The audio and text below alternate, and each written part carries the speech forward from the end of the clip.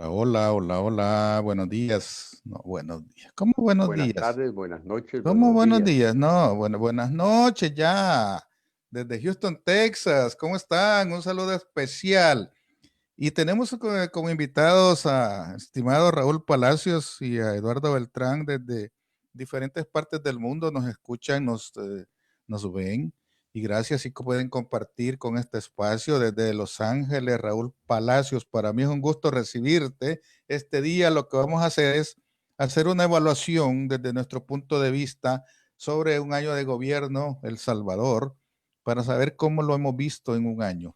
Raúl Palacio, buenas tardes, buenas en Los Ángeles. Buenas tardes, Luis.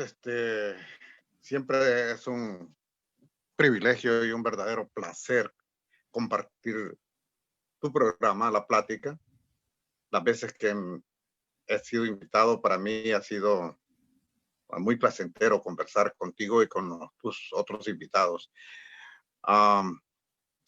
Eduardo, para mí es un placer conversar contigo de nuevo.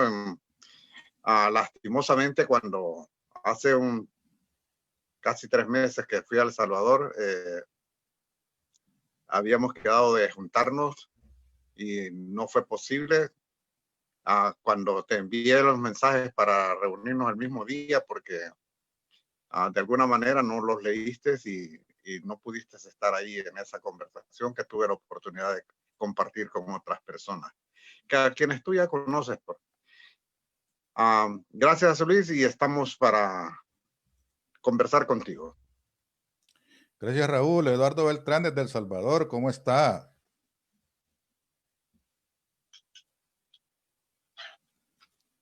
Quítale el mute. Eduardo tiene el mute. Sí, pero es que yo lo pongo y él lo pone, o sea. El tema es el siguiente, que es un agrado tener este coloquio con ustedes, sobre todo cuando se trata de temas país, que son sumamente sensibles, que digamos, en este mutuo entendimiento de tres caballeros que le llegan a miles de salvadoreños con el corazón, decirle que va a ser un agrado, y a la gente que nos está sintonizando también en las diferentes plataformas, darle las gracias por los temas que vamos a salir. Felicitar a Luis Bernal, porque es uno de los programas más importantes después de un análisis frío que hemos hecho. La plática se ha convertido en un referente de los temas de política, y ahora con los temas de cultura que está pasando los días viernes se ha convertido en un programa más que cosmopolita, más que polifacético. Nosotros este día queremos iniciar una serie de programas que vamos a tener para evaluar las diferentes formas de cómo lo vemos, cómo nosotros evaluamos la gestión de un año de gobierno ya en El Salvador y queremos tener a diferentes invitados, vamos a tener a diferentes personalidades que nos van a opinar cuál es su punto de vista, porque no es bueno que solo yo opine, tenemos que opinar todos, comentar todos, igual los amigos que nos escuchan y tienen la oportunidad de vernos y que puede usted compartir este video y le voy a agradecer mucho para que llegue a más personas. Nosotros vamos a querer hacer un análisis y cada uno puede tener su propio punto de vista, pero nosotros nos vamos a centrar en 3 grandes apartados. Nos vamos a encontrar evaluando cómo se ve desde el punto de vista económico, cómo se ve desde el punto de vista jurídico y cómo se ve desde el punto de vista social el desempeño que ha tenido el gobierno de El Salvador, y para eso vamos a desarrollar este programa que comienza este día y que vamos a seguir mañana, pasado y el domingo vamos a tener también programa para poder evaluar qué es lo que opina la gente de la gestión del gobierno de El Salvador. En primer lugar, vamos a entrar con el punto de vista que tiene Raúl Palacios, después con el punto de vista que tiene Eduardo sobre el mismo tema. Y vamos a arrancar desde el punto de vista económico. ¿Qué opina Raúl Palacios? ¿Cuál ha sido el desempeño? ¿Cuál es la evaluación que tú sacas sobre la gestión del gobierno de El Salvador? Es un poco complicado hablar sobre logros positivos en un año de la administración Bukele. Lo que hemos observado dentro del aspecto social es que hay un distanciamiento de las organizaciones sociales con el presente gobierno. Lógicamente, hay organizaciones que son afines al gobierno, pero hay una congruencia entre esos grupos que no están conformes con la administración Bukele y los que están conformes. Y esa congruencia se da cuando ambos se identifican plenamente con el posicionamiento político de derecha. En cuanto a la economía, pues la gente cree muchas cosas que no corresponden con la realidad, dado que el crecimiento del Producto Interno Bruto ha bajado con respecto al punto donde lo dejó las administraciones del FMLN hace un año. Y eso es bien importante. La cuestión política, eso es el sujeto protagónico de la administración bukeleana. Todo el año se ha dedicado, desde el momento en que tomó posesión como presidente de la República y en la elaboración de su discurso de toma de posesión, ha sido a partir de entonces un tema de campaña política bien simulada, escondida de alguna forma. Sublimal, diría yo, pero ahí ha estado.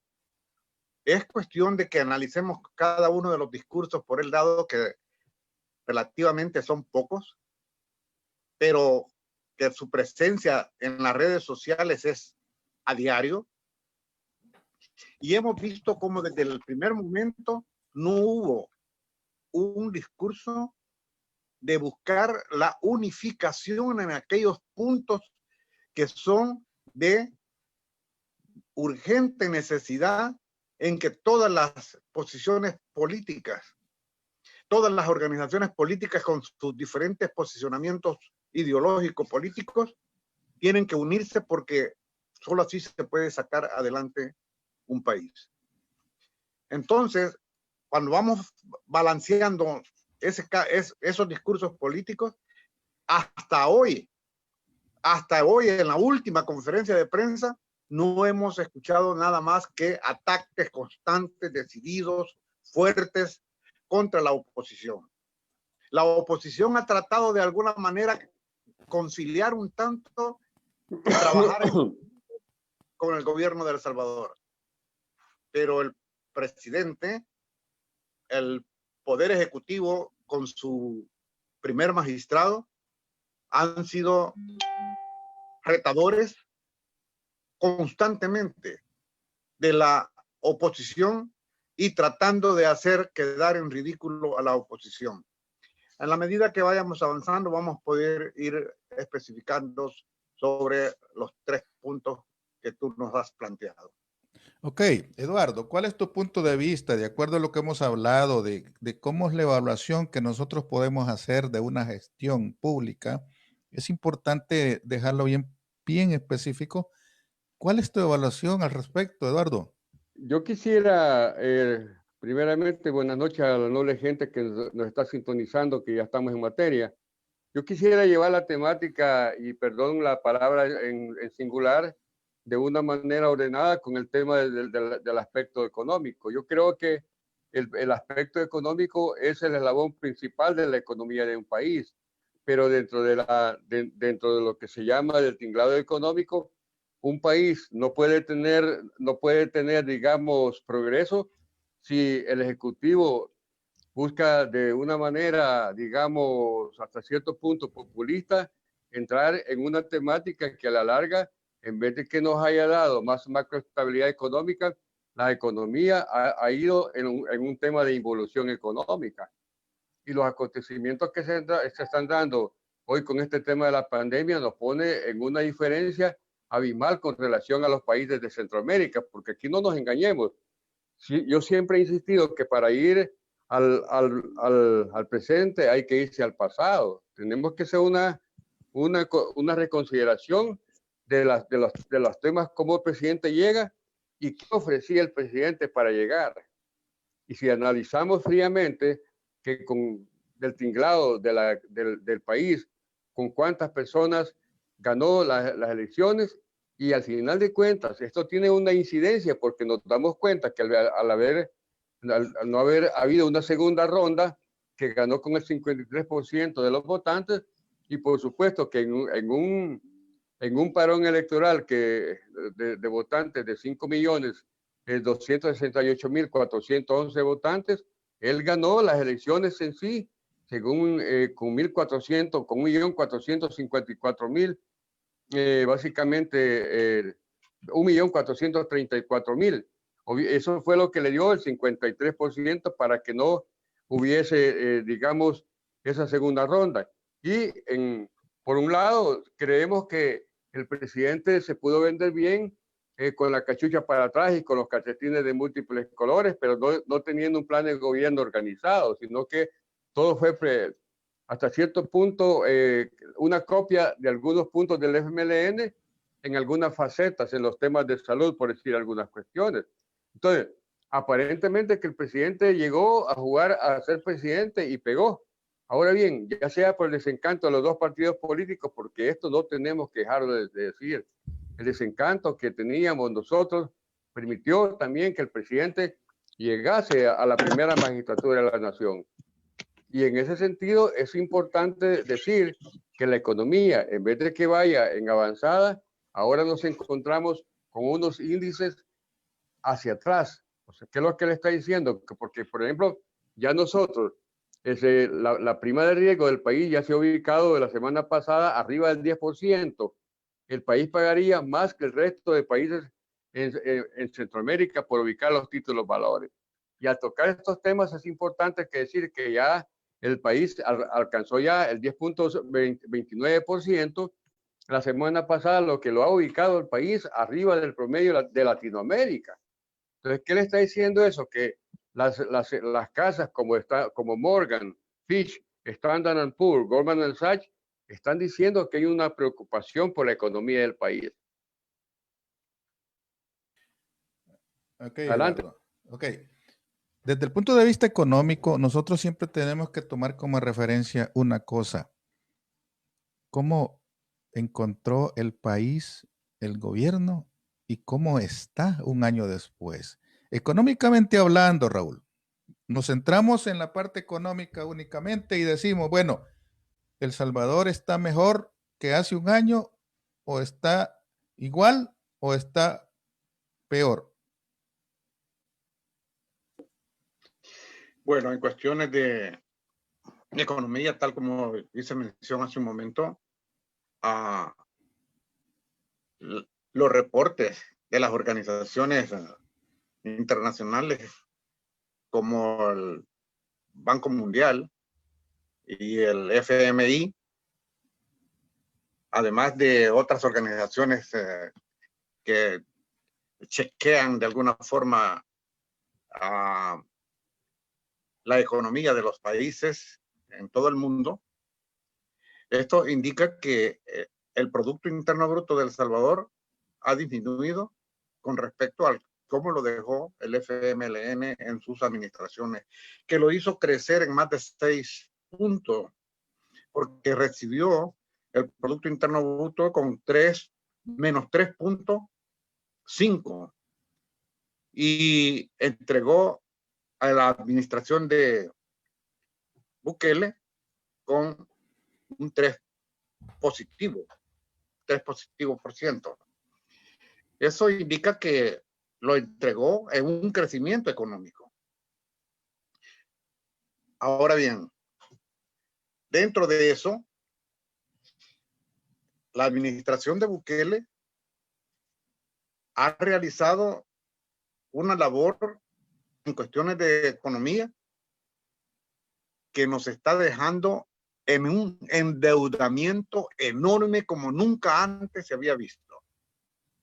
¿Recuerdan ustedes que una de las columnas vertebrales de la campaña electoral de la derecha para atacar al FMLN y sacarlo del poder era basado en la seguridad y la economía?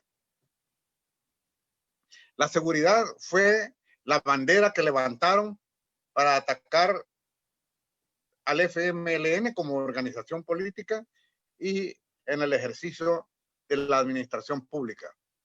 La economía era otro factor que ellos también utilizaban y diciendo a la gente de que la gente estaba viviendo en pobreza. De acuerdo a estudios económicos, El Salvador levantó un poco, no es un porcentaje bastante grande, pero pasó del nivel de miseria en que estaban las personas viviendo antes a un nivel de pobreza. Eso es bien interesante. Más adelante lo vamos a enfocar dentro de la cuestión social. La economía de este país de el 1 de junio del 2019 al 1 de junio, que va a ser muy pronto, el lunes de la próxima semana, está en un endeudamiento total. Ya nos venían endeudando con los famosos pedidos que hacía la Asamblea Legislativa, pero cuando vino esto de la pandemia, como que fue el oasis que necesitaba Nayib Bukele para su administración, para pedir dinero a mansalva y que no se lo negaran, porque si se lo negaban, eso le servía para atacar a la oposición como una campaña electoral premeditada y de una forma estratégicamente elaborada para achacar toda la culpabilidad de lo negativo que se daba en esto de la pandemia a los partidos políticos de oposición y a las organizaciones opositoras.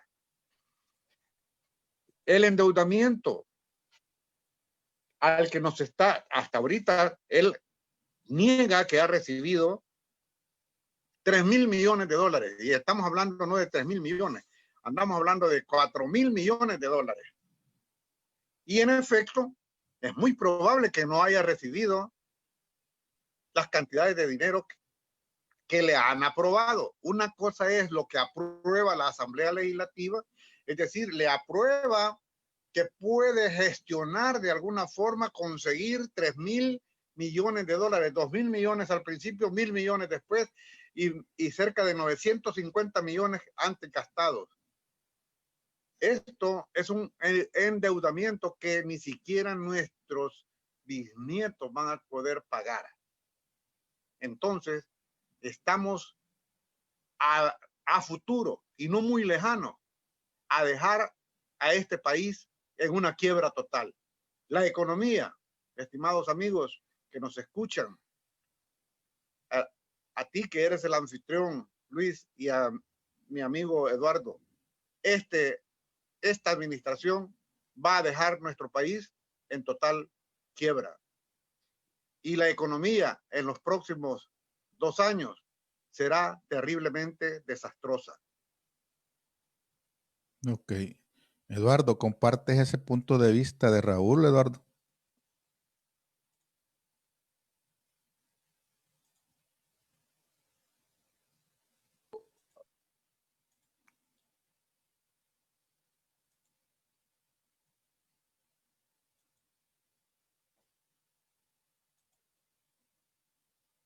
De riesgo, están diciendo que nuestro país, en lo que de cada dólar ya no debemos 90 centavos, y la ley de responsabilidad fiscal dice que no puede ser más del 30%. El presidente de la República creo que en una parte se ha equivocado porque le faltan asesores en el ámbito económico, en el ámbito político y en el ámbito jurídico. O puede ser que los tenga, pero que pueda hacer que el presidente no se deje asesorar. Pero ¿por qué decimos esto? Porque vemos nosotros que países como Guatemala, Nicaragua, Honduras, no han endeudado sus países. Y por lo tanto, esa situación nos pone a nosotros en la picota, y sobre todo cuando no hay una transparencia por parte del Ejecutivo de querer aceptar que la ley de adquisiciones y contrataciones del Estado es una ley bien importante. Al final de cuentas les favorece a ellos, porque recordamos que lo que el presidente ha dicho, que no se va a dejar fiscalizar por la Asamblea Legislativa, y es un grave error, porque la Constitución de la República le ordena que los funcionarios tienen que ir a la Asamblea cuando le invitan. Y en este análisis del primer año de gobierno del presidente, que de hecho no hubo ningún mensaje, y mandó una nota a la Asamblea diciendo que no, pues que se iba a hacer después, que este momento no era de estar. Yo creo que todos estos temas no tienen que ser así, hay un protocolo, y si bien es cierto, por traición, es Pero el primer. nos estamos saliendo de la parte del punto central. O sea, no nos perdamos. O sea, ubiquémonos en el punto central de materia económica. Regresando entonces Y cerremos ese punto y después vaya, tocamos perfecto. otro. Estoy de acuerdo con eso. Entonces, cerrando el tema de la parte económica, para nosotros como país, lo que está pasando que en vez de ir en una avanzada, de hecho, no tenemos ni siquiera una base ni un punto de encuentro para dónde nos vamos a hacer en este momento, que la economía, a través de esta pandemia, sin salirnos de lo que estamos tocando, que obviamente que con una economía constripada como la de Estados Unidos, nos viene a pegar duramente, y nos viene a pegar duramente porque las remesas, al caer las remesas, también nosotros como país, eso nos está afectando grandemente. Y si no, veámoslo, repito, si bien es cierto, estamos haciendo un análisis de esta naturaleza, pero el país ya lleva cerrada la economía, y en estos tiempos ha perdido más de 1.100 millones solamente de lo que ha dejado de percibir. Y eso está diciendo entonces que el país ya no va a tener ni siquiera dinero para pagar la planilla de los empleados del otro año. Entonces, si el país estuviera en el rumbo correcto, no tendríamos ese problema para salir de la crisis en que nos encontramos. Y por otro lado, el encrespamiento que ha tenido, que yo comparto con Raúlito en ese punto, donde el presidente ha hecho bastante política preelectoral, tratando de insultar, de humillar. Y es más, hemos visto en la plenaria. Sí, pero no nos salgamos del tema, por favor.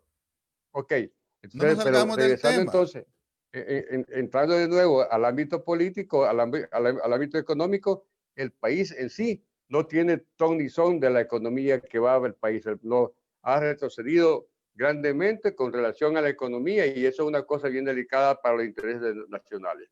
Quien tiene una opinión bien objetiva es Eduardo Beltrán, que vive en El Salvador y que conoce en las entrañas del sistema económico del país, y que conoce los pormenores de cómo la gente está dentro de su bolsillo, cómo está sintiendo, independientemente, oiga bien, independientemente de esta crisis del COVID.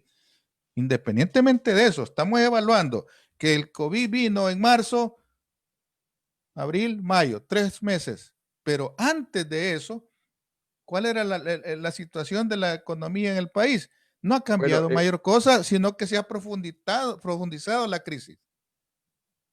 por eso yo hacía una acotación, sin menoscabo de quitarle la palabra a Raulito para que tenga su turno.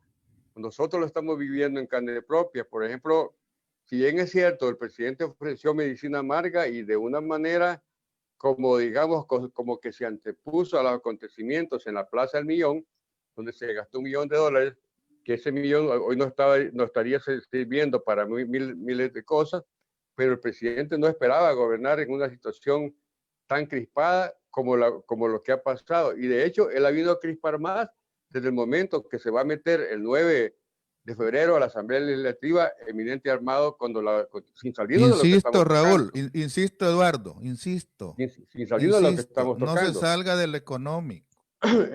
Y eso también viene a incidir en que no están mandando ningún mensaje a la economía internacional para que haya una macroestabilidad económica dentro del país. Entonces, Ok, Raulito, tu posición relativo a lo que estoy hablando, realmente nosotros tenemos un país que históricamente ha tenido problemas económicos.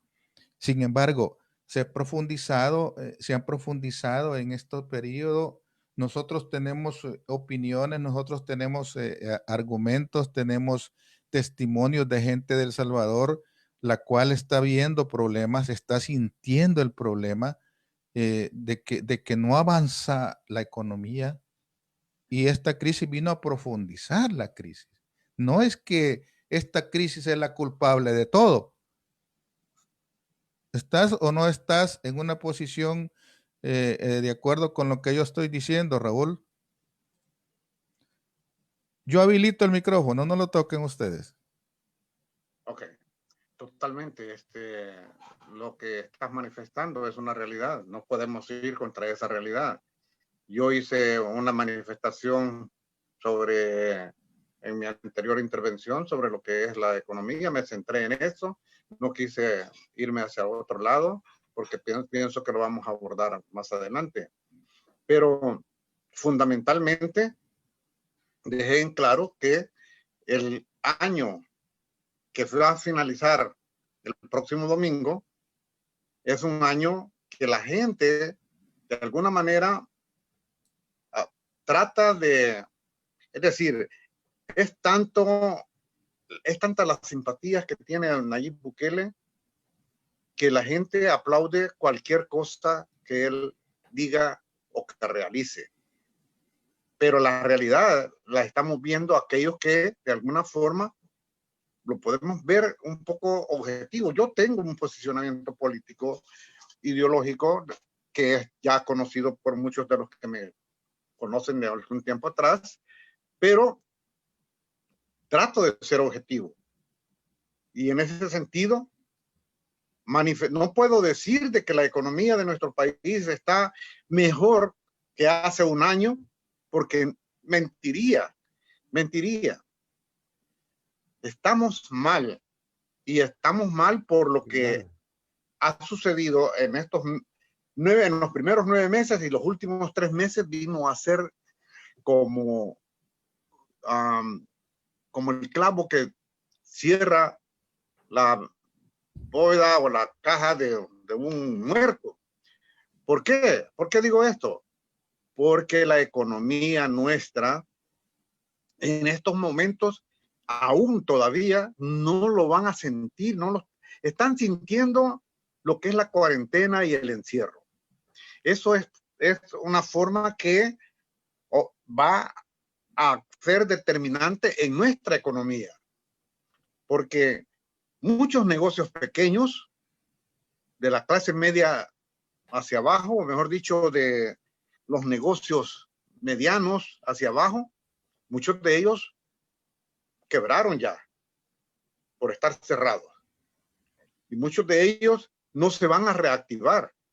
Ojalá, y aquí es donde podríamos ver hasta dónde la administración bukeliana puede sacar adelante la economía si es que logra que los trabajadores informales, los pequeños empresarios, o sea, las pequeñas empresas y la mediana empresa, se reactiven nuevamente, porque a los grandes empresarios les habrá afectado, pero jamás les va a afectar como les afecta a la mediana y a la pequeña empresa y a los trabajadores informales.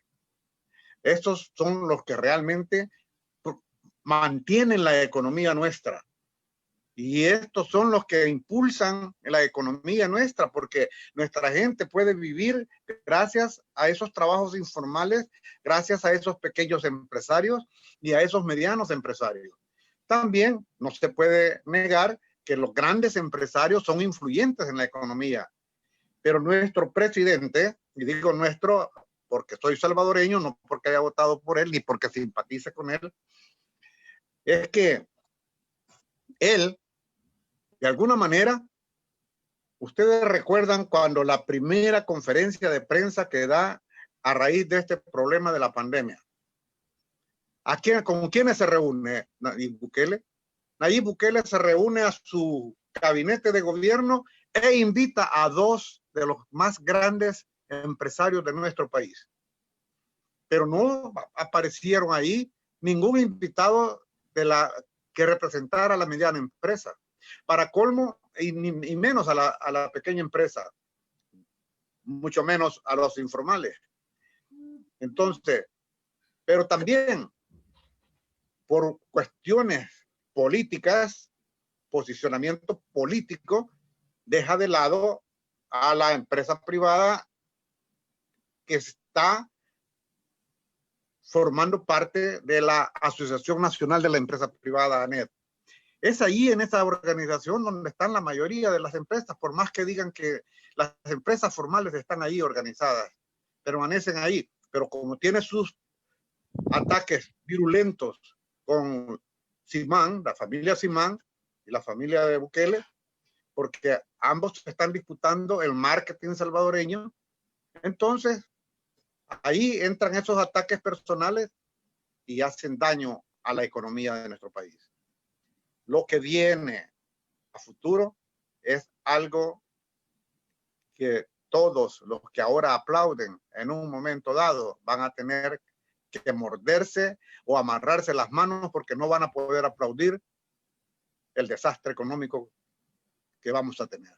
Ok, gracias Raúl. Eduardo, vamos a entrar al segundo punto y quiero que se centren en el tema específico. Vamos a entrar al punto central de la parte de la charla que tenemos.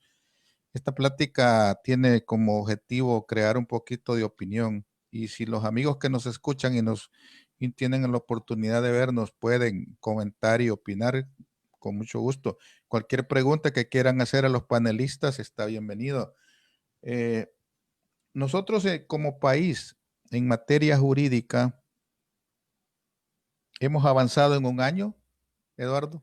No, yo creo que no. Lejos de eso, hemos ido en materia política, en materia, digamos, jurídico, el presidente ha tenido un serio problema. Los jurídicos del presidente, aparte que no son personas que trabajaban ad honorem, sino que son gente con buenos sueldos dentro del gobierno, eso también es interesante evaluarlo, porque si nosotros lo miramos, que todos los decretos en materia jurídica, el presidente no tiene buenos asesores. Si el presidente tuviera buenos asesores, no hubiera caído en el flagelo de violentar una y otra vez el artículo 29 de la Constitución de la República, que es lo que nosotros hemos venido diciendo.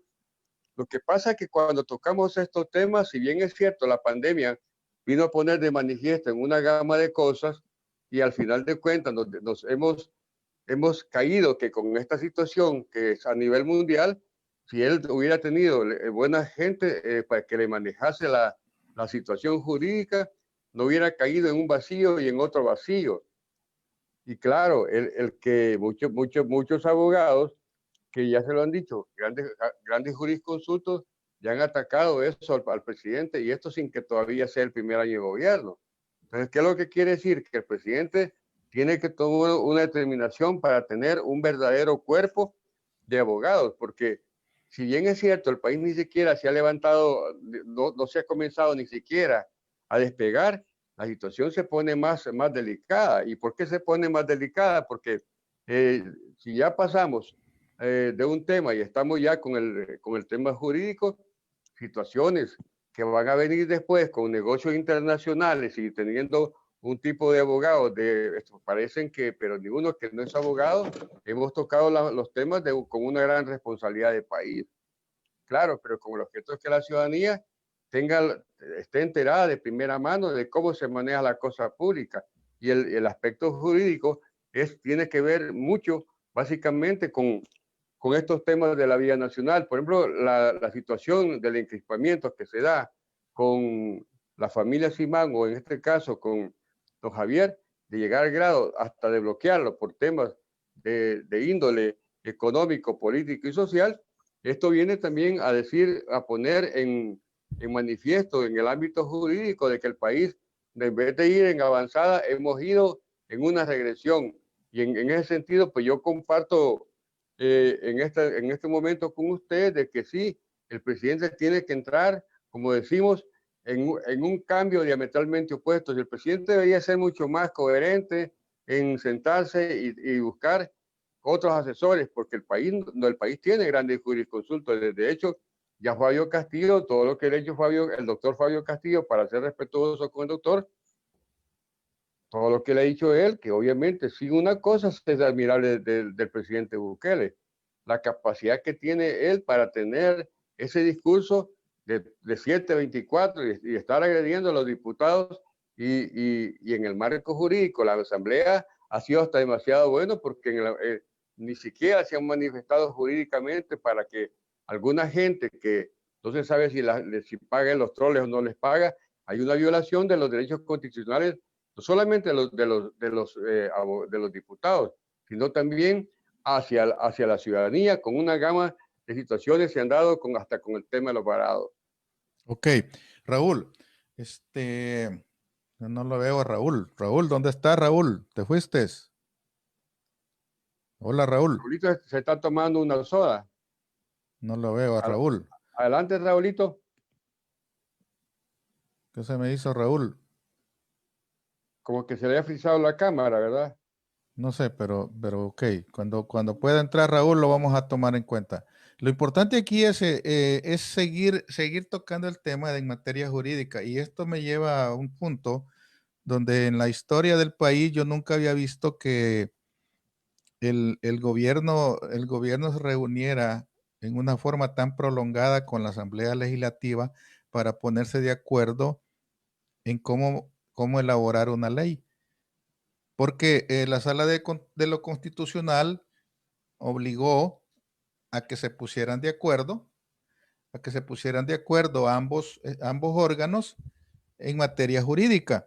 Y ese lío, ese problema jurídico que fue gestado, ese problema jurídico fue ocasionado por el gobierno, no fue ocasionado por la Asamblea, porque Claro. el gobierno ha creado decretos ejecutivos que han llevado al punto donde la sala ha votado esos decretos y le ha dicho esos decretos no sirven. Esos decretos son inconstitucionales. Entonces, la pregunta siempre la dejo en el aire. Eduardo, ¿qué clase de asesores jurídicos tiene el gobierno para que le sigan votando las leyes?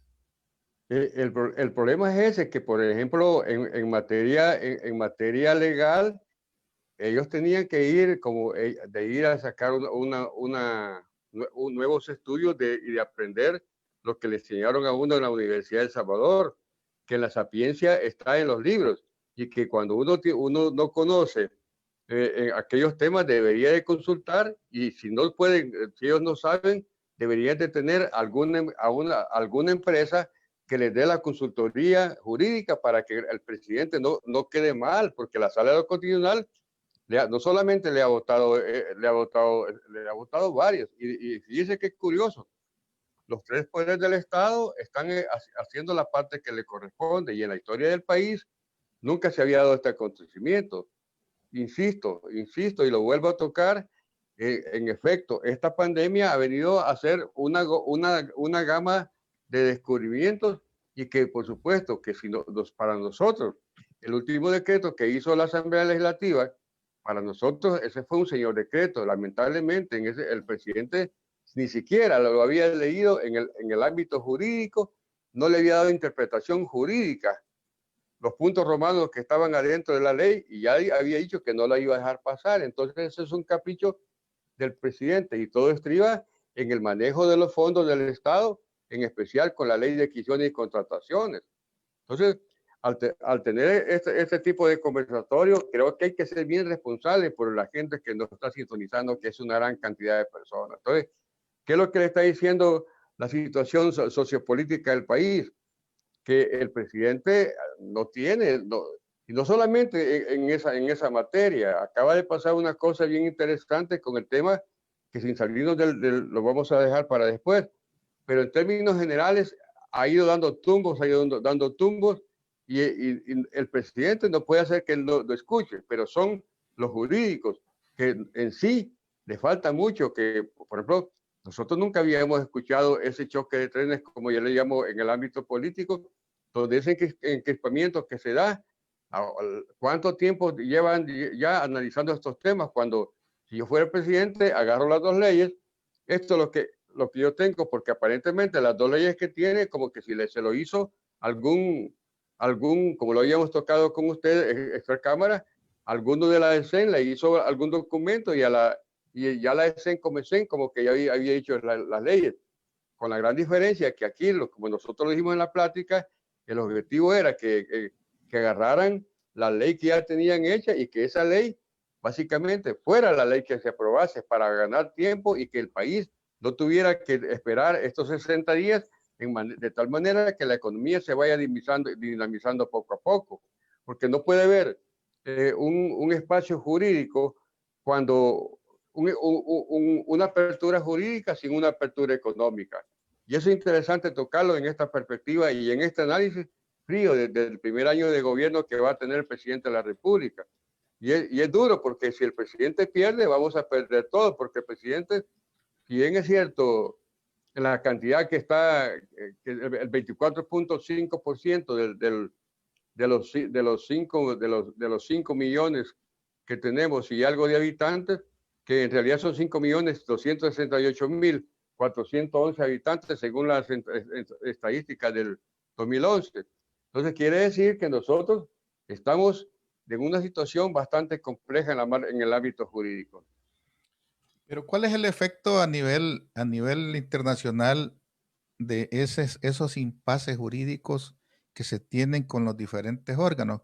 ¿Cuál es el efecto a nivel internacional, Eduardo? Bueno, que lo que ha pasado con la gente, digamos, con básicamente ya los congresistas en Estados Unidos y la Bachelet y todos ellos, al ver que el presidente no respeta las constituciones de la República y que aparte de eso hay un llamado, el mensaje que está mandando, que es un país ingobernable y que estamos ante una total dictadura por parte del presidente. Y esto que solo lleva 10 meses.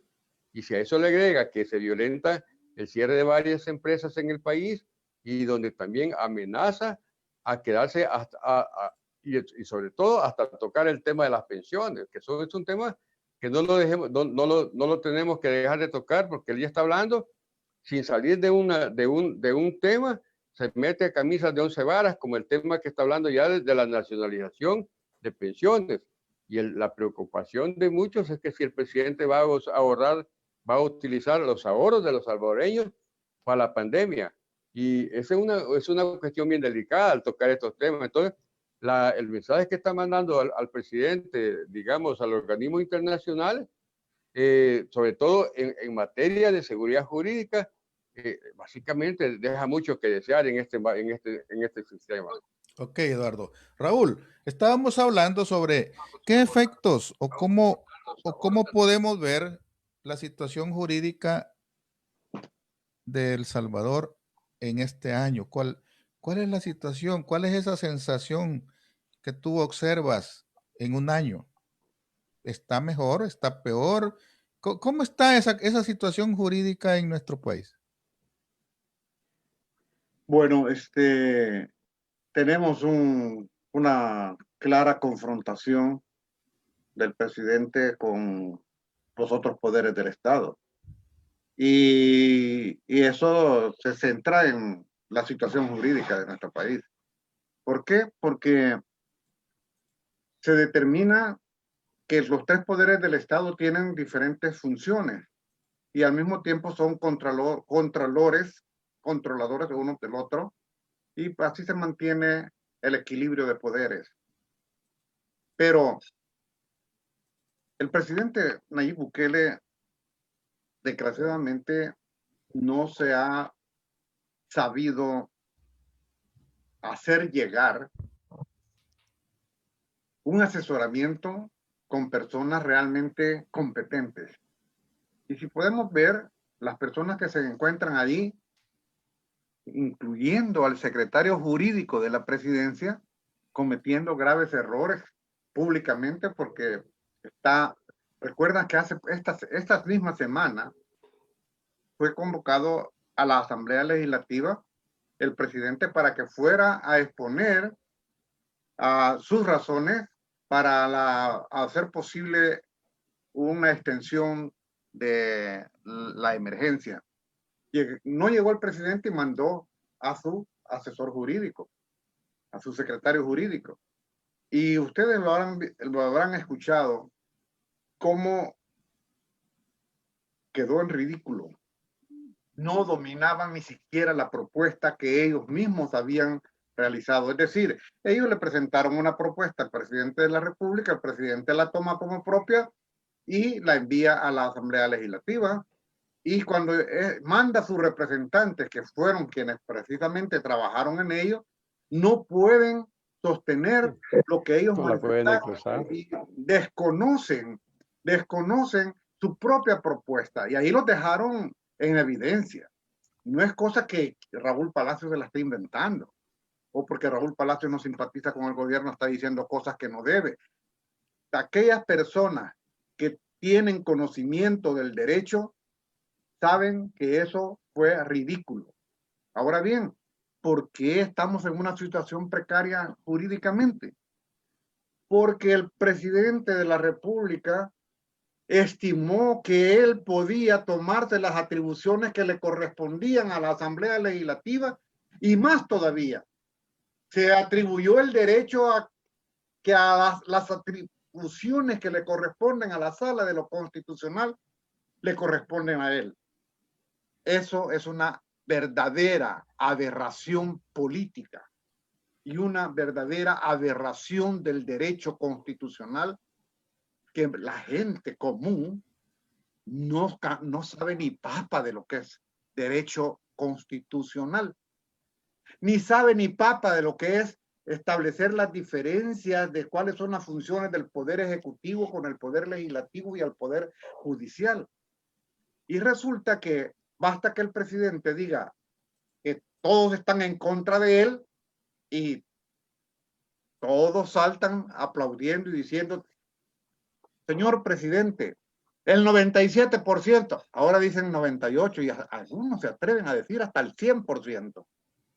No se preocupe por esas ratas que nosotros estamos con usted. Y hasta amenazan con tomarse la Asamblea Legislativa. Esto, Luis y mi amigo Eduardo, es realmente desastroso en cuestiones de jurisprudencia. Estamos muy mal, ni por asomo. Tuvimos problemas con los primeros gobiernos de Arena, pero sin embargo, al final se respetaban las decisiones de la Sala de lo Constitucional. Ningún presidente de esos que ellos ahora acusan de los 30 años famosos que hacen énfasis, ningún presidente se atrevió a ir en contra de un fallo de la Sala de lo Constitucional. Y tanto Mauricio Funes como el profesor Salvador Sánchez Serén tuvieron que acatar. ¿Recuerdan ustedes aquel famoso fallo de la Sala de lo Constitucional que salvó a los evasores de impuestos que fueran a pagar sus impuestos? Y que el presidente Salvador Sánchez Serén iba a hacer que esa gente por ley fuese a pagar o penalizarlos. ¿Y recuerdan cuál fue el fallo de la Sala de lo Constitucional? Falló en favor de esos evasores de impuestos. ¿Y qué le tocó al presidente Salvador Sánchez Serén? Acatar por ley y saber que él era el presidente, pero no el mandamás, ni un dictador. Era simplemente un presidente que tuvo que someterse al ordenamiento jurídico. Eso no se está cumpliendo en estos momentos. Estamos bajo una presión de un poder ejecutivo, de un presidente, y lo voy a decir aquí, lo he dicho en todas mis publicaciones, un charlatán presidente. El término y la acusación puede resultar grave para muchos, pero esa es la realidad. Tenemos un grave problema de carácter jurídico en nuestro país. Cuando no se respeta el ordenamiento jurídico, cuando no se respeta el Estado de Derecho que un país debe tener, suceden grandes desórdenes de carácter social. Porque va implícito el hecho de que no se trata de que a mí no me guste una ley. A mí no me gusta que haya semáforos en rojo. Yo todo el tiempo quisiera encontrarlos en verde y irme de un solo, no detenerme. No quisiera yo que hubiera ningún cruce de camino que me dijera stop. No, yo quiero tener vía libre y esa, jurídicamente hablando, es la peor aberración que este gobierno ha tenido. ¿Por qué? Porque él quiere tener vía libre, él quiere que le digan sí a todo. Y eso lo vimos hoy, lo hemos visto ayer y durante la semana han estado reunidos los asesores jurídicos del gobierno con la Comisión Política de la Asamblea. Y la actitud de los asesores jurídicos del gobierno es que nosotros no vamos a ceder en eso.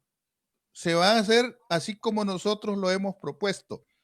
Cuando en realidad de lo que se trata es de llegar a un consenso, de llegar a un acuerdo para beneficio del país, no para beneficio de mis intereses. Jurídicamente hablando, ese es el gran problema que tiene el país, que el gobierno quiere arrojarse el derecho que tiene de legislar a su gusto, pero no quiere obedecer el ordenamiento jurídico cuando les dice, por ejemplo, que los de la sala son 4 personas que no le van a decir lo que tienen que hacer.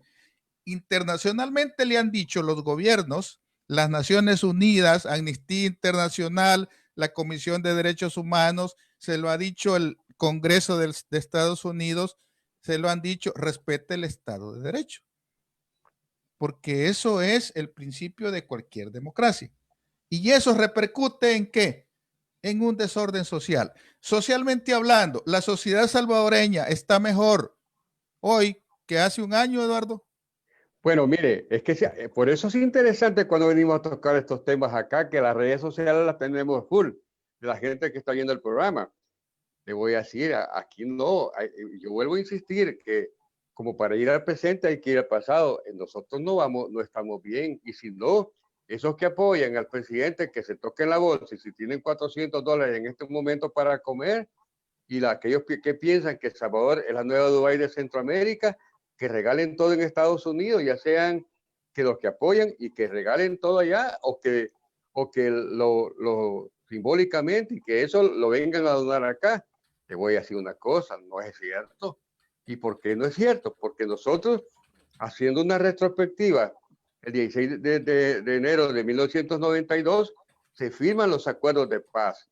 Y el FMLN, si bien es cierto, era un partido que en el caso particular es una cosa que era más político que el gobierno. Y llegaron a los acuerdos de paz y Bukele es básicamente producto de esa democracia. Y en esa democracia donde está él, que no la respete, eso no tiene nombre. Y no va a tener nombre porque las garantías constitucionales que él tiene que dejarle a las nuevas generaciones debe ser de avanzada, pero no tiene que ser el odio de clase del pobre contra el pobre, ni el rico contra el rico, porque aquí pobres, ricos, altos, chicos y grandes, cabemos. Lamentablemente, a veces el pueblo, como yo lo digo, no es víctima, es cómplice, porque al no leer la Constitución de la República, en ese sentido, el pueblo cae con una gran facilidad, y si a eso le agregamos que una gama de troles salen a humillar, a insultar hasta la gente que entrevista al presidente y le hacen hasta bullying, desde ahí hasta muy buenos han sido los periodistas que le salen haciendo bullying para no ir a poner una demanda en la Fiscalía General de la República con esa gente. No se sabe quién le paga, pero han llegado al grado que en el afán de ganar 84 diputados están haciendo cualquier cosa, y eso al final de cuentas, yo siempre he dicho que en la ley del karma, si tú haces una cosa buena, el resultado va a ser bueno. Y si tú haces una cosa buena, el resultado va a ser bueno. Si haces una cosa mala, el resultado va a ser malo. Por la manera, digamos, espúrea con que se quiere ganar algo que en realidad es el beneficio de todos, porque el presidente no es el presidente de un grupito de personas, aparentemente que en este momento sí, que quiere ser el único y más allá de Jesucristo, si es posible, pero eso no tiene que ser así. A pesar que es un muchacho de 38 años, ese muchacho de 38 años es el presidente que tenemos, pero si el presidente, así como está la situación, van a llegar alguien que sea bien audaz y le va a declarar que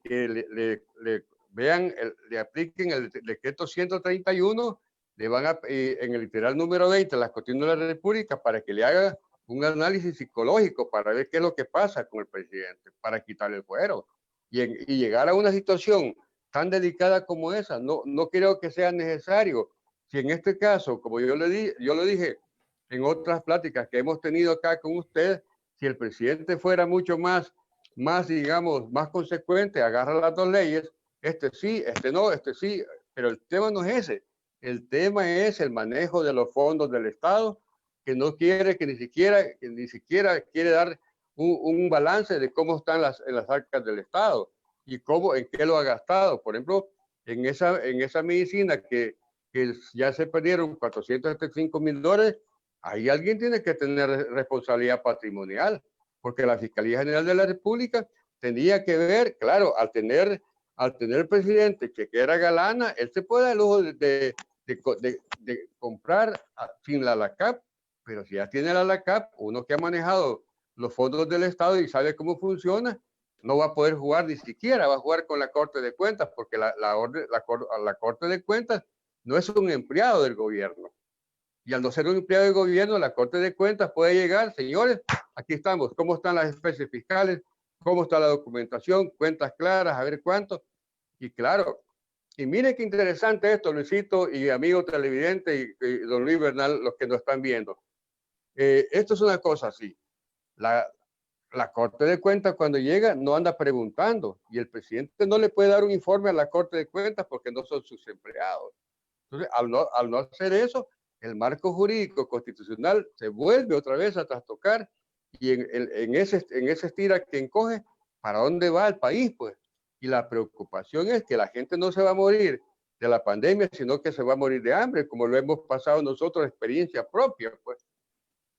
Okay. Por un par de lentes no se puede salir a comprar si no es el día que le corresponde. No hay transporte, no hay la gente que viene del área rural, básicamente está recontra mal, pero aquí el fanatismo es lo que nos tiene. A mí me da miedo ponerme a criticar, o no criticar, sino que hacer propuestas de país, pero la gente no lo entiende. La gente, he tenido que bloquear gente que tenía 30 años. ¿Pero por qué? Por las cuestiones ideológicas. Y cuando nosotros no estamos en contra del presidente, estamos en contra de aquellas cosas que no se quieran transparentar. El presidente nunca va a ser mi enemigo, como yo le he dicho. El presidente tiene que saber gobernar todavía estos 4 años que le faltan. Y difícilmente, no quiero decir, pero sería raro que así como está la cosa, que el presidente un día de estos termine tirando la toalla.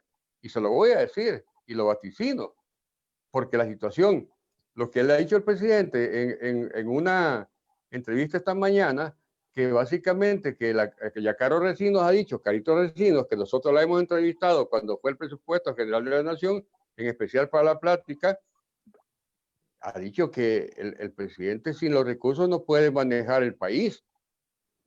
Entonces, que le está pidiendo a gritos que sin recursos no puede manejar la pandemia. El tema es que él no transparenta ni siquiera los 30 millones que le ha dado México.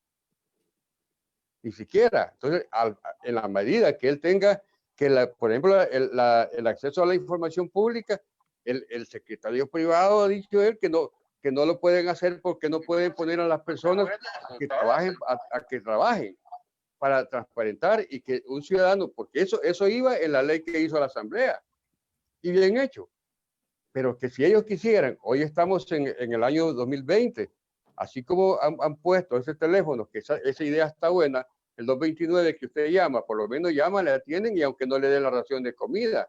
Entonces, sin salirnos de los temas que estamos tocando en esta noche, en este importante análisis de educación ciudadana, porque aquí la situación está crispada.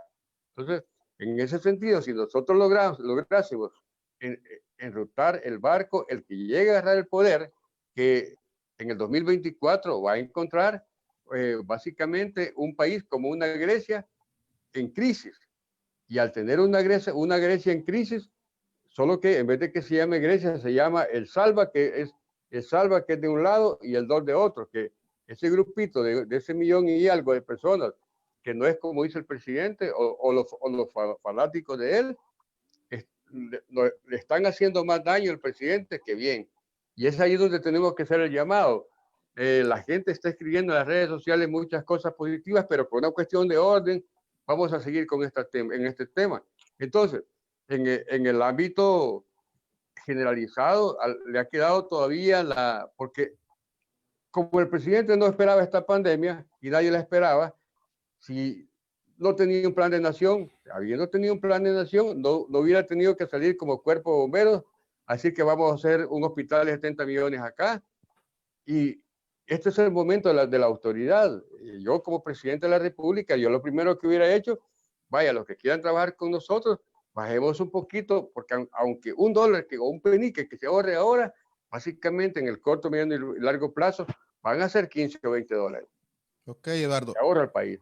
Yo siempre digo de que es importante que uno tenga como un guión, ¿verdad? Que tenga un plan, que tenga definido. Por ejemplo, cuando yo escuchaba hablar a Cantinflas, yo ya sabía que era un cómico y que me iba a hacer reír y que no importaba lo que dijera. Las incongruencias que él dijera no me importaba porque yo lo único que quería era reírme. Un rato ameno de un cómico se disfruta, ¿verdad? Yo podía escuchar a Ever León, por ejemplo, decir un chiste y como sé que es un cómico, me río, ¿verdad? Yo puedo escuchar a un fulano, pero cuando yo escucho al presidente de la República que ni siquiera puede expresar una verdadera coherencia en lo que dice en un diferente discurso, cuando yo veo al presidente y escucho que ni siquiera puede hilar un tema y de repente está hablando de una cosa y después se pasa para otra y después dice, bueno, es que no, pues sí, pero es que esa medicina yo también la tomo. Pero el día de ayer me dijo que esa medicina me podía matar. Y la sociedad que lo sigue, la parte de la sociedad que lo sigue le aplaude, ese es mi presidente, bien, tenemos un buen presidente.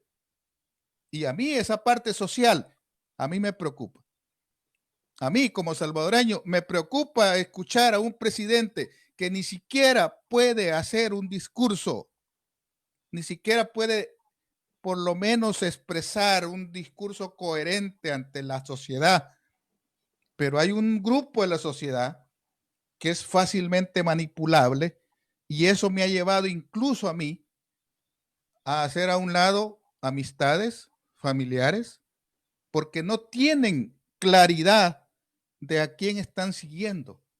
Y esa manipulación de la sociedad, ese ambiente social, tarde o temprano va a explotar en El Salvador. Y yo ese ambiente no lo veía hace un año. Yo no lo veía en el 2009, no lo veía en el 2014. Pero hoy desde hace un año estoy viendo un ambiente polarizado que les digo, incluso me he llevado al punto de distanciarme de mis familiares y amigos. A ese punto hemos llegado. Socialmente hablando, Raúl, tu evaluación. La principal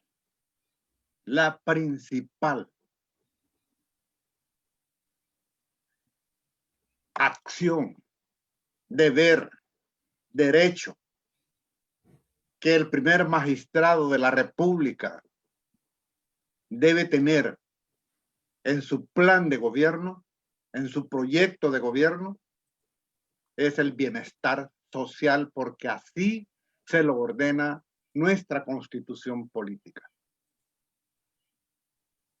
Me pregunto, al mismo tiempo que les pregunto a quienes están ahorita escuchándonos, ¿en verdad ustedes creen que el actual presidente está cumpliendo ese ordenamiento de nuestra Constitución, esa orden como funcionario que debe procurar el bienestar social?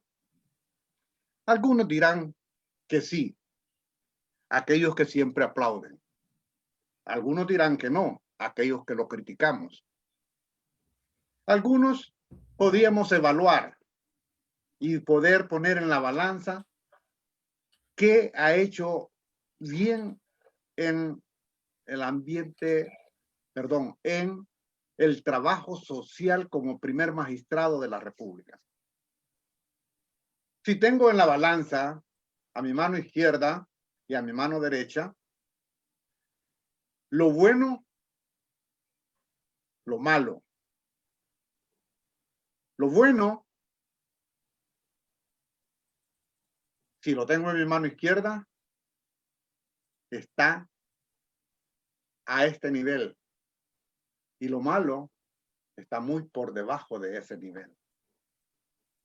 Basta con observar a través de estos 12 meses su trabajo, su labor. En el aspecto social, digamos que pueda entrar, y es el punto positivo que le están reconociendo algunos gobiernos extranjeros, y que es una utopía. ¿Qué le están reconociendo algunos gobiernos extranjeros afines a la derecha? Como el embajador de los Estados Unidos, que junto con él hacen una conferencia de prensa, y el embajador de los Estados Unidos muy diplomáticamente dice: yo me la llevo muy bien con el señor presidente, pero también me la llevo bien con miembros de los partidos políticos opositores. Tengo amigos, dice. El presidente es su amigo personal y tiene amigos también en el lado opositor. Entonces, ¿qué le reconocen? Seguridad. Afirman que los crímenes han disminuido y que aquellos 20, 18, 14, 15 que le atribuyen a las administraciones anteriores, en verdad, yo sé que Eduardo no me va a dejar mentir, también tú, Luis, sabemos que durante la administración del FMLN, en la administración del profesor Salvador Sánchez Serén, disminuyeron esos crímenes, y que de 20 y tantos que antes se daban, se redujo hasta 11 y 9. Y en algunos casos 13, 14, pero por ahí anduvo. Ahora resulta que hay 0 días. Mejor dicho, hay días con 0 asesinatos. Raúl, pero ¿cómo te explicas que en un fin de semana le revientan 75 Ahora voy asesinatos? a eso, Luis, justamente estoy entrando en ese punto. Ahora, bien, lo que ustedes pueden observar es que se da en las estadísticas, muestran que han bajado los crímenes por asesinato, y ustedes saben que los crímenes son determinados por las maras, y claro, hay crímenes que nada tienen que ver las maras con esto. Pero al fin y al cabo, las maras son determinantes en el volumen de crímenes. Y aparecieron algunos días con 0 crímenes. Pero lo que no dicen las estadísticas y que no muestran es que ha aumentado. Esto es lo que le quería decir a Eduardo, que él puede testimoniar sobre lo que yo voy a decir. Ha aumentado el número de desaparecidos. Es decir, disminuye el número de muertos, pero aumenta el número de desaparecidos. ¿Qué es lo que cambió? La táctica de las maras, que llegaron a un acuerdo, entre comillas, no me consta, pero es de Vox Populi, que el presidente de la República con sus mensajeros hizo negocios con las maras a fin de que los cadáveres no los dejaran tirados en la calle, sino que los enterraran. No es una afirmación mía, es una cuestión de Vox Populi. Así que no me acusen a mí de que yo simplemente estoy tomando esa Vox Populi y manifestándola aquí. ¿Por qué se dispararon? Me preguntaba Luis, ¿por qué se dispararon de pronto en un fin de semana? Justamente porque el presidente empezó a no cumplirles las promesas que les habían realizado a las maras, y al no cumplírselas, las maras cometieron otra vez los crímenes tirándolos en la calle, dejándolos a la vista. Y conste que los medios de comunicación no están mostrando esas estadísticas. Entonces, ahora, volviendo a otro punto y siempre dentro del aspecto social. El señor presidente, voy a irme en mis primeras intervenciones, hablé un poquito de eso. El señor presidente, que es el encargado, la primera magistratura del Estado que debe promover el bienestar social y hacer que nuestro pueblo de alguna manera, en vez de entrar en contradicciones y choques violentos, entren en armonía y aprendan el señor presidente tiene que mandar mensaje a los opositores y a aquellos que simpatizan con él, que no se debe dar un choque tan violento utilizando las redes sociales. El señor presidente es el principal gestor a través de las redes sociales para crear ese antagonismo entre los salvadoreños. Todos tenemos derecho a pensar y a creer de una forma diferente a lo que creen los demás. Respetarlos no significa quedarnos callados. Respetarlos significa escucharlos, pero tener el derecho mismo también de rebatirlos. Y al rebatirlos también debemos de tener la madurez para entender que esas diferencias no deben ser motivo de enemistad ni de amenazas. Yo he sido amenazado a muerte por algunos fanáticos del señor presidente. Y el señor presidente sabe muy bien que tanto como yo, hay muchos en las redes sociales que de alguna manera participamos y que adversamos su posicionamiento político, que somos amenazados a muerte. Él debía de hacer un mensaje de paz, de unión. Pueden mantener sus diferencias ideológicas y políticas, pero nunca se debe de llegar a la agresión física ni amenazar a nadie porque piensa diferente a nosotros. ¿Cómo podemos tener un bienestar social cuando tenemos un presidente al frente que es el principal promotor del antagonismo entre los salvadoreños? Amigos salvadoreños, usted que me está escuchando, o usted que probablemente me escuche posteriormente a través de cuando suba este video, por favor, entienda, usted puede ser muy simpatizante, muy afín al presidente de la República. Como nosotros, usted tiene el derecho a hacerlo, pero también no me puede negar el derecho a mí y a los demás que le adversamos a criticarlo. Y por criticarlos, señores, no tienen que recurrir al lenguaje soez, patán y vulgar, insultando a la madre de aquellos que les adversamos en su posición política. les hago un llamado a que aprendan a participar en las redes sociales. Esto es realmente tener mayor convivencia social, porque entre mejor estemos unidos en una convivencia social en el cual respetemos las diferencias políticas de los otros, podemos tener mayor estabilidad política. Entiendan, sigan este consejo. Ok, Raulito, gracias por tu participación y para ir cerrando, hay un mandato constitucional. Eduardo, yo lo activo. El artículo 168 de la Constitución dice que son atribuciones del presidente en numeral 3, procurar la armonía social. Y eso es lo que menos hace el presidente Salvador, procurar la armonía social. ¿Y por qué digo esto? Porque precisamente hoy, o no, ayer fue eso, que estaban reunidos en la asamblea la gente que él mandó para que se reunieran y se pusieran de acuerdo para construir una ley y todo eso.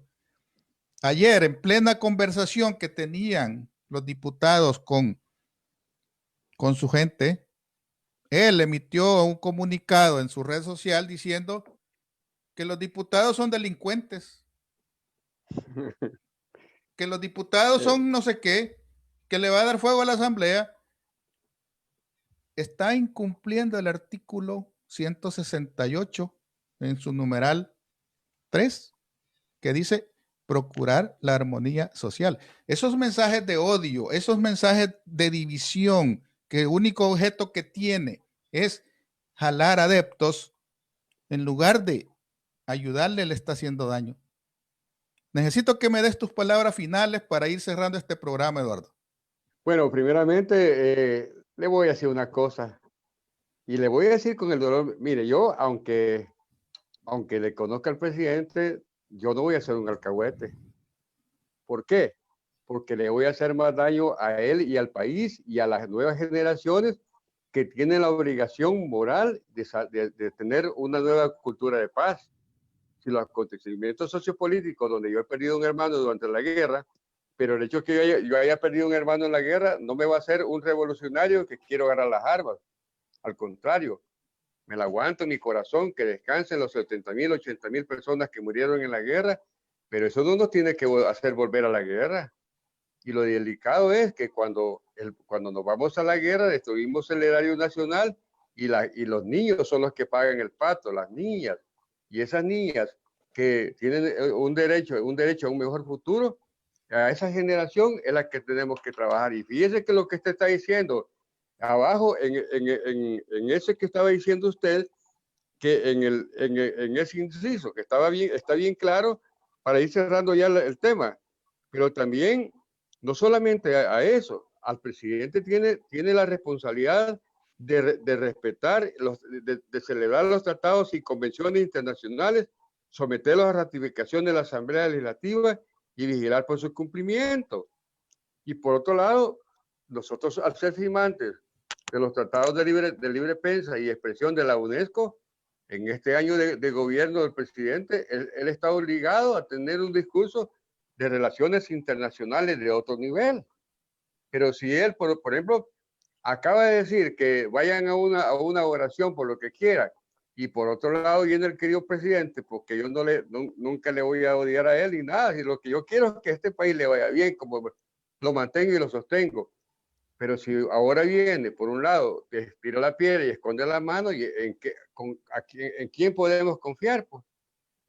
¿En quién? Entonces el llamado es a la clase política y a todos los entes del Estado y al presidente y a todos que se sienten y que analicen la situación, porque ni tan siquiera lleva 4 años. ¿Y qué pasará cuando tenga el gobierno? ¿Va a ser más dictador que Maduro? Más dictador sin el perdón de dañar las susceptibilidades de mi querido y ponderado amigo, que le doy un fuerte abrazo a Raulito, sin tocar las susceptibilidades de Daniel Ortega, ¿verdad?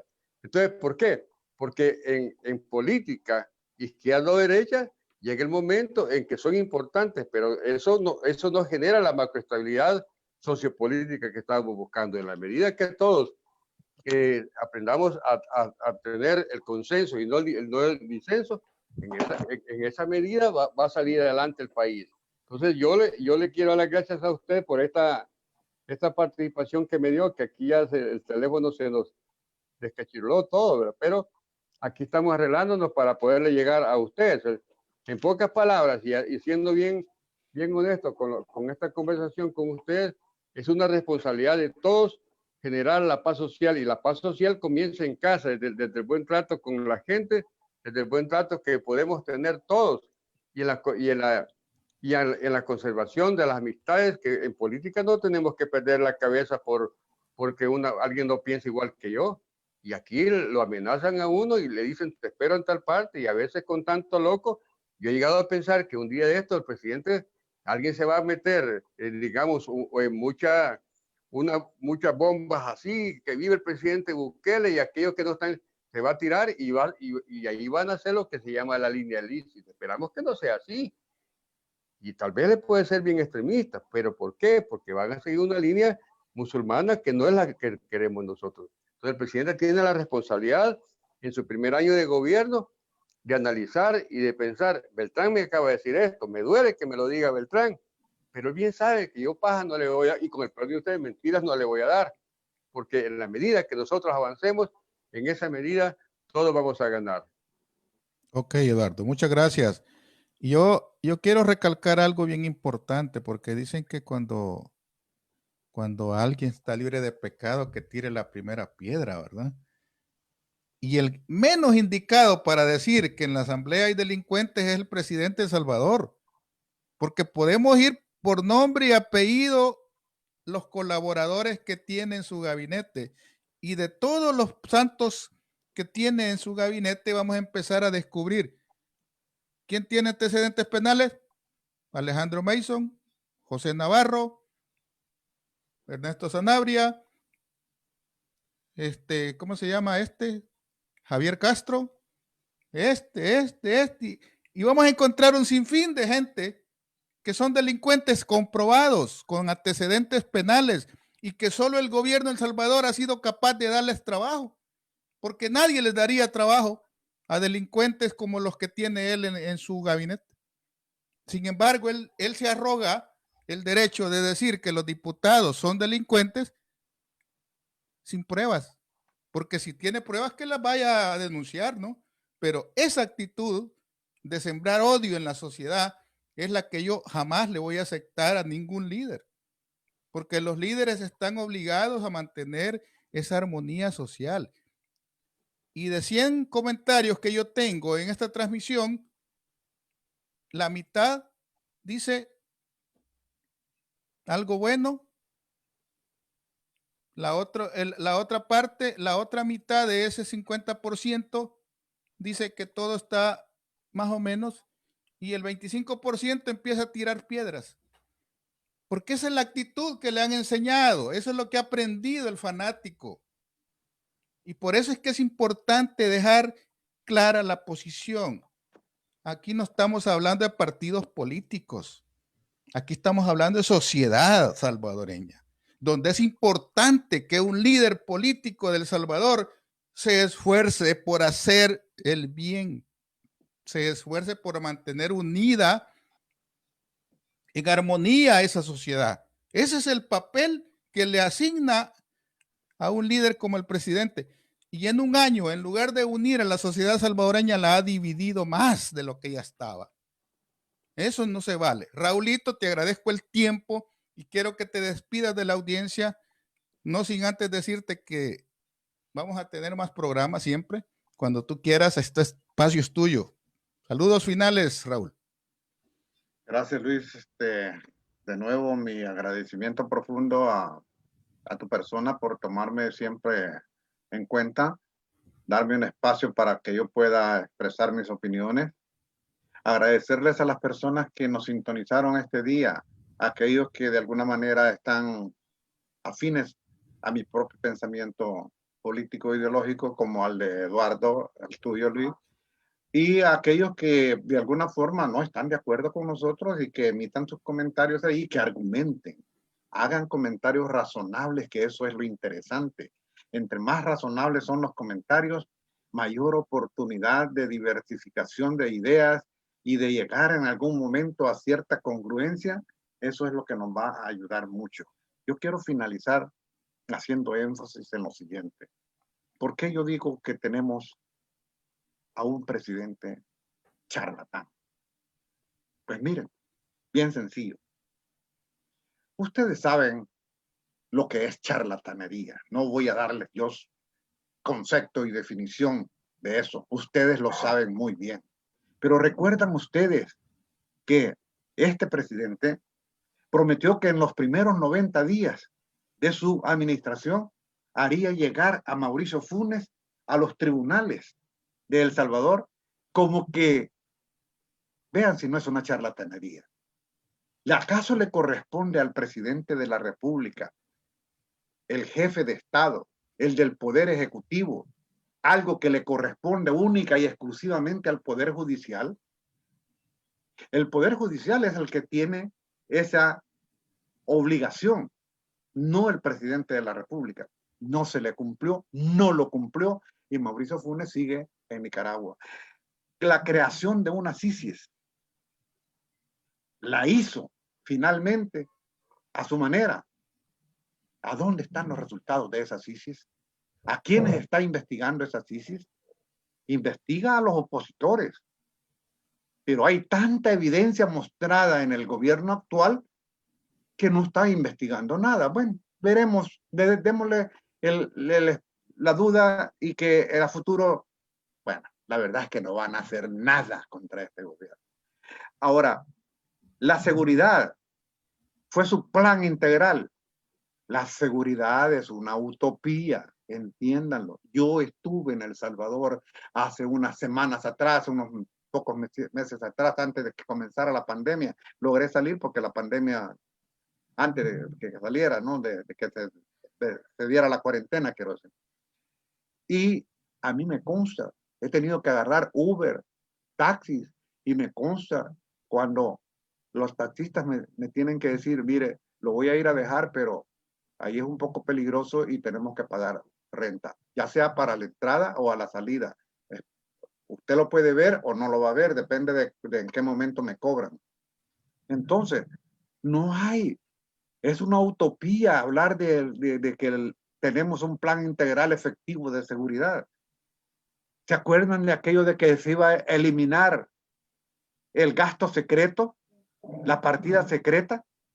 Simplemente le cambió de nombre y ahí está, utilizando millones y millones de dólares en cosas que no da a entender. ¿Recuerdan ustedes que eliminó la Secretaría de ¿cómo se llama?